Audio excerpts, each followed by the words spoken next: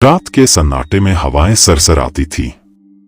गांव का हर शख्स जल्दी सोने की कोशिश करता, क्योंकि रात में वहां कुछ ऐसा घटता था जिससे हर कोई डरता था।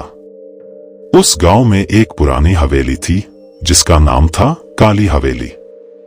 लोग कहते थे कि उस हवेली में कुछ अजीब और खतरनाक घटनाएं होती हैं। दूर दूर से आए यात्री भी हवेली के बारे में सुनते ही कांप उठते थे। इस हवेली में कोई रहता नहीं था। गांव वालों के अनुसार कई साल पहले वहां एक समृद्ध परिवार रहा करता था। हवेली के मालिक का नाम ठाकुर रघुवीर सिंह था, जो बहुत ही निडर और कठोर स्वभाव का व्यक्ति था। ठाकुर रघुवीर सिंह का एक बेटा और बेटी थी, जिनका नाम अर्जुन और पायल था। गांव में उनका खौफ था और लोग उनसे डरते थे। लेकिन एक दिन ऐसा कुछ हुआ कि पूरी हवेली खामोश हो गई और परिवार का कोई सदस्य कभी न दिखा। एक रात गांव के कुछ लोगों ने हवेली के पास कुछ अजीब घटनाएं देखी। हवेली से अजीब अजीब चीखने चिल्लाने की आवाजें आ रही थी।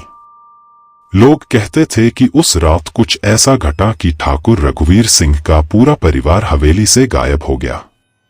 इसके बाद उस हवेली में कभी कोई दिखा नहीं और हवेली धीरे धीरे खंडहर में बदल गई। उस खंडहरनुमा हवेली में अब भूतों का वास माना जाता था। कहा जाता था कि जो भी उस हवेली के करीब जाता, उसे कुछ अजीब सा महसूस होता। कुछ लोग कहते थे कि उन्होंने रात में हवेली की खिड़कियों से किसी स्त्री का चेहरा झांकते हुए देखा था, तो कुछ लोगों का दावा था कि उन्होंने किसी पुरुष की परछाई हवेली में घूमते हुए देखी है।